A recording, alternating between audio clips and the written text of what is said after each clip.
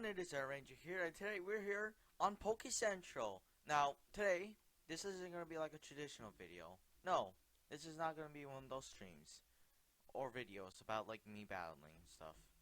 This is a video about a guide. Yes, you heard me correctly, a guide. So this guide is basically focused on one thing and one thing only. The upcoming tournament. You see, the upcoming tournament is a Gen 1 only tournament. Basically, you can only use the original 151 Pokemon, and you cannot use any Mega Evolution, Z Crystals, or Dynamaxes. So basically, we're screwed, because there's tons of restrictions. Now, luckily, there are a few, let's say like a few unrestrictions. Basically, we can use moves that are outside of Gen 1. So like moves like, trying to think here, like Flame Charge are allowed. And rapid spin is allowed. It was actually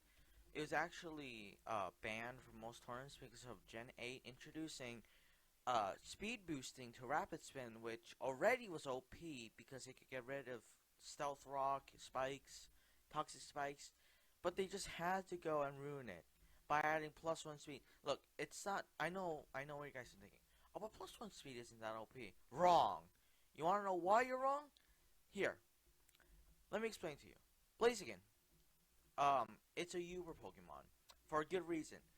It has a ability called Speed Boost, which every turn that passes by, it gets an additional +1 speed.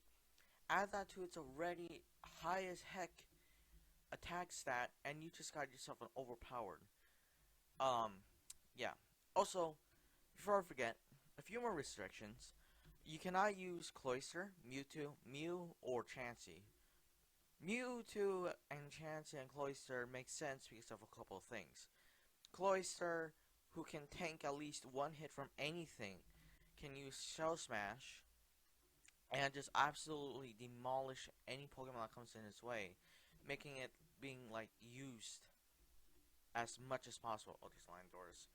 Also, Chansey being a stoler, Mewtwo just being way too overpowered.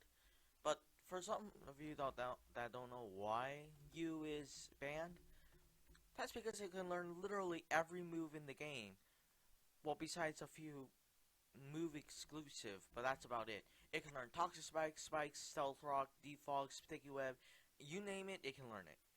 Not to mention, it can learn Spore and Sleep Powder, the most annoying moves in the game. So, now that we got all the restrictions out of the way and all the banned Pokemon out of the way, let's get to the actual discussion. So, here are my Pokemon that I would recommend to bring to the tournament. Number one, obviously, has to be Starmie. Starmie is the best rapid spinner in Gen 1. Has a really good special attack and attack, decent speed. Not to mention, it is a water psychic type, which is a very good combination because um you got Pokemon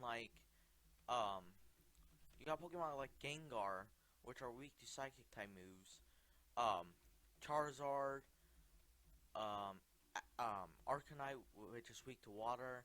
Rhydon, Golem. So Starmie would be the obvious number one pick, but you can't just go to battle with only one type of Pokemon, can you? So here's the next one. Aerodactyl. Now this one might confuse a lot of people because Aerodactyl, even though it is decent, it has low HP, low special defense, and generally is not of use. Now here's the thing though. It can learn oh wait, I don't have it on here. It can learn two moves which are very viable. Reflect, which reduces damage from physical attacks, which is very good for Pokemon that need this to set up, like, let's say, another Pokemon which I'll come into later. And the one I don't have on here, Stealth Rock. Stealth Rock, even though there are Rapid Spinners, if you can get rid of that Rapid Spinner and put in Stealth Rock, say goodbye to Pokemon like from like Charizard or in some rare cases Pidgeot or any flying slash fire slash Pokemon that are weak to fire, weak to rock.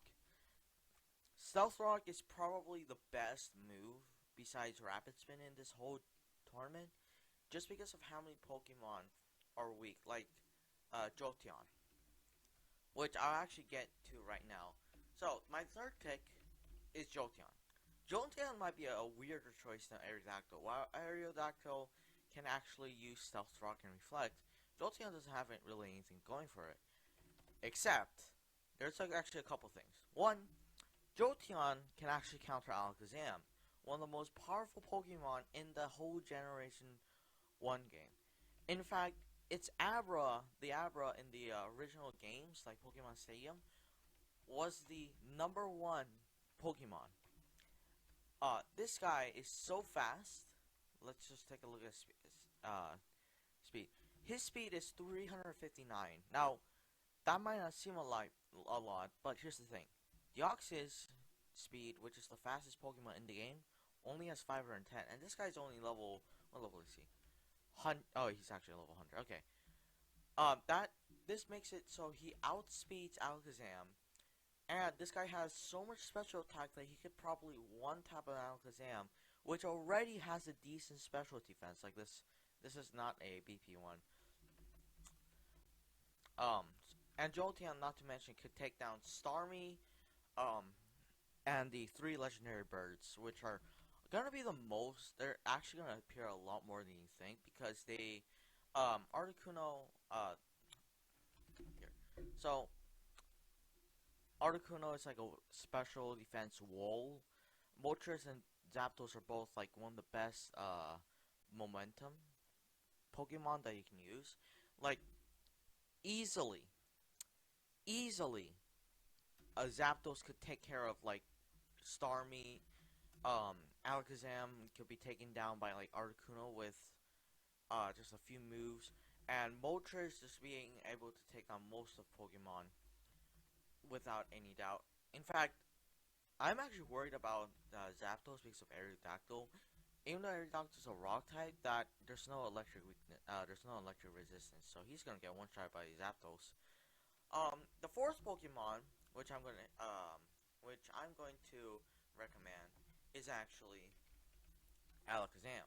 Now, you guys might be wondering, of course Alakazam should be on here.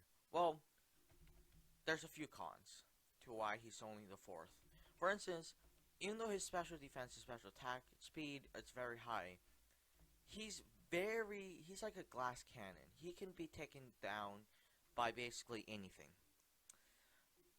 Jolteon Shadow Ball, one shot. Gengar's Shadow Ball, one shot. Starmie, a Hydro Pump could probably one shot this thing. And physical attackers could just basically demolish it like a sledgehammer. So, Alakazam is only the fourth, but that's not to say his cons are like that bad. Okay, his cons are very, very outweighed by his potential. For instance, his Psychic can take care of Gengar if it doesn't run Choice Scarf like mine, to easily can just like demolish it, can easily just like kill it within a Psychic. And Jolteon, which also has high special defense, could be taken care by this guy with just a single Psychic or Shadow Ball. Starmie also has the same problem being a Psychic type. Shadow Ball could definitely get taken care of Starmie. Now that's a lot of cons. Sorry, that's a lot of pros. But I wouldn't actually run this guy just because of the cons.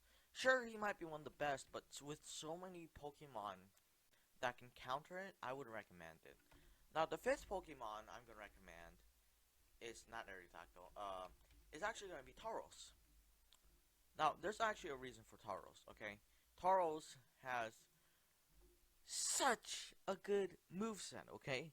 He can learn Fire Blast, Blizzard, Earthquake, Zen Headbutt. Don't add Body Slam, which has a 30% chance to leave the target with paralysis. Can't say that correctly. He was basically the most. He was like, I'm trying to think. He was like Mega Swampert, okay, back in Gen 1. He was the absolute madman.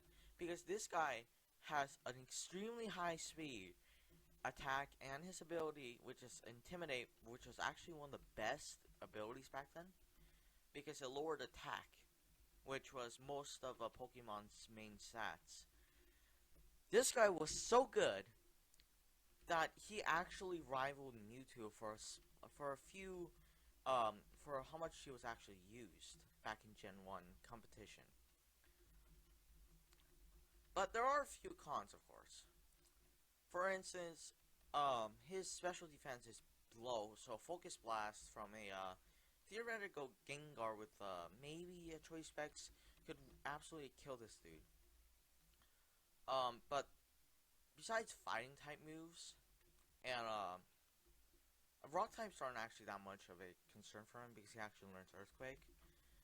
Besides that, this guy is absolutely a beast. His defense is actually not that bad, which means he can tank. His HP is a bit on the low side, but he's not absolutely, like, defenseless. I mean, of course, he has a bowl.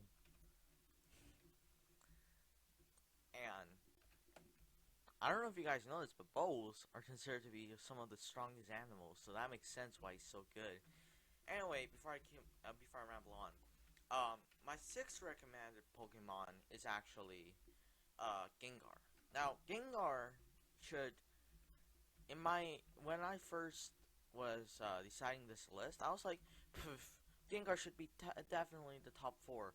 But then I looked into a bit more into his competition thing.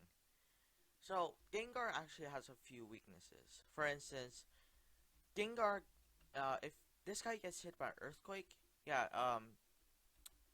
just imagine him being a Goomba, just getting squished. Yeah, that's how easily he would die to an Earthquake.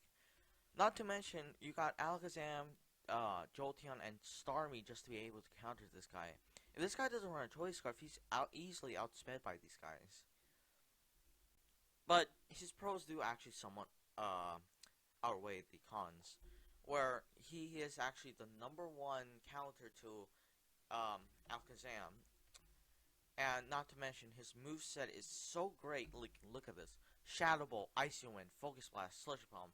All of these are like, he has such a good coverage that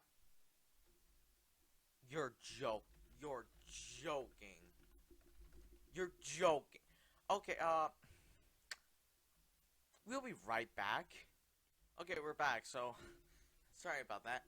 That was, if you guys didn't see in chat, a Rayquaza spawned in Extreme Hills, and if you, for those that play on Pokecentral, you will know that I play on, that I live on a, Extreme Hills biome. So anyway, let's get back. So, Gengar is the main counter to Alakazam, that's what we covered. Not to mention, his movesets are super awesome. His main focus is that, he could take care of, trying to think, Zapdos and Moltres, not Moltres, but Zapdos, which is one of the more premier threats in Gen 1, with a simple Icy Wind, and the rest of the birds he can take down with Stab, Shadow Balls, and Sludge Bombs. Not to mention that he is actually somewhat of a special defense wall. I think he's like number 2 or 3, 1 and 2 taken by Alakazam and Articuno. So he's not entirely bad. Now, there are 3 more Pokemon that I'm going to talk about before I end this video. But before we get on to the last 3, I'm going to ask you politely, not going to be like one of those guys that just shove it down your throat, if you can please consider subscribing. It's free and it'll help out the channel. So without that out of the way, let's get on. So my 7th Pokemon that I would recommend is Dragonite. Now you guys might be wondering, why only 7th? Well, that's because for a few things. One, Tauros, Articuno, and Starmie all learn Ice Beam. For those that don't know, Dragonite is a dragon flying, so he takes 4 times the damage from a simple Ice Beam. And not to mention, he has a weakness to Stealth Rock, which lowers his HP to 20 by 25%. That might not seem a lot, but it matters in Pixelmon, especially when you have a guy that can't heal itself with any moves. That's why it has a leftover. But there's actually a few this guy's pros overweigh the cons by so much. Now, his ability, I don't have it, but his ability, one of his abilities is called multi-scale. I don't have this because of a few budget reasons. um, his hidden ability, multi-scale, halves the damage that, completely just like halves it, the damage he takes from the first attack. So, Ice Beam will only do like about 2 times damage. So, which allows this guy, who's actually somewhat of a wall, to actually survive. Getting him a Dragon Dance. Dragon Dance is just overpowered, okay? Boosts both attack and speed by crazy amounts. I believe it raises them by like 2 stages at once.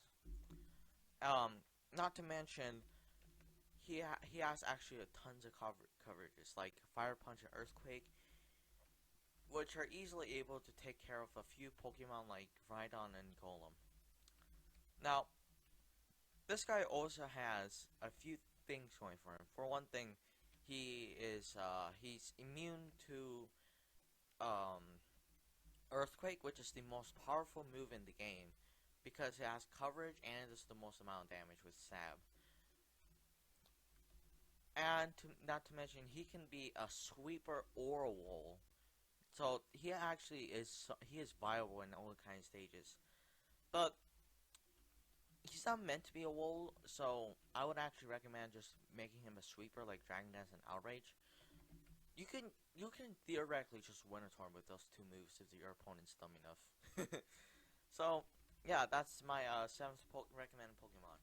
My 8th recommended Pokemon is actually Snorlax. Snorlax is an obvious choice. He has almost no downsides besides his slow speed. This guy can tank like crazy. His hidden ability can lower damage from ice and fire moves, and one of his normal abilities lets him survive. Doesn't let him take any poison type moves, like Toxic, which most stallers, just absolutely, most stallers just absolutely just spam Toxic. I mean, like seriously, Toxic is super annoying. That's why I don't use it, because I know that feeling, dudes, where you just see that Toxic and you're like, ugh, not again. Anyway, Snorlax is one of the few Pokemon that can easily survive an outrage, a close combat, a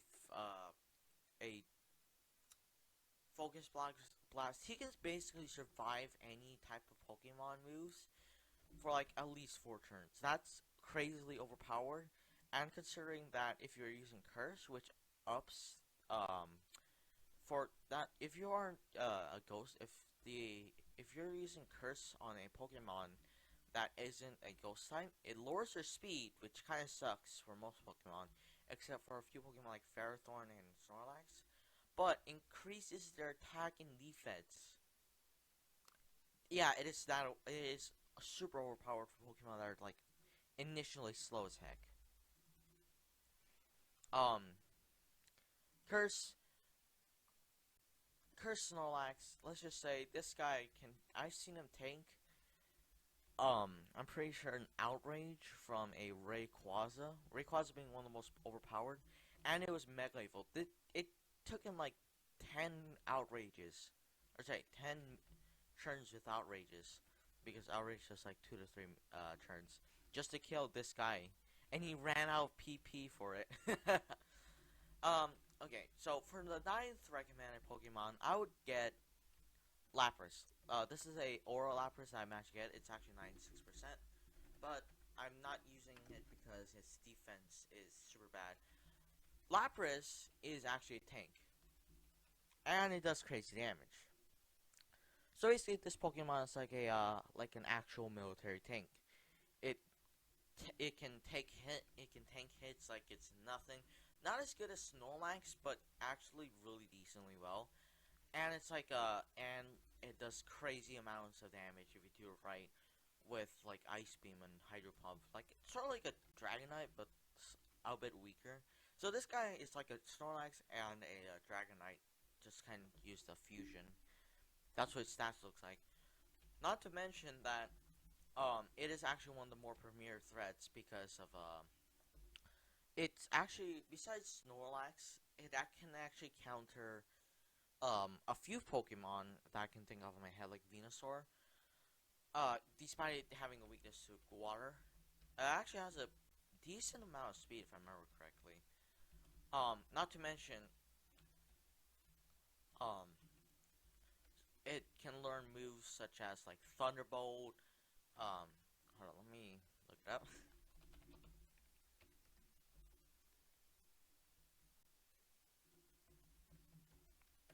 It can learn. I just looked it up. It can learn like something like Body Slam, Sing, Confused Rape, Blizzard. Yeah, it's basically one of those crowd controllers you see in those RPG games. I haven't played a lot of them. Like it can make them go to sleep. It can make them go paralyzed. It can make them go frozen. Yeah, this guy is kind of annoying. Not gonna lie. I'm kind of scared right now. Um, so that's all my recommendations for the Gen 1 tournament. If you guys do have any other Pokemon that you want me to talk about, please leave them down in the comments. I'll see you guys in the next video. Goodbye.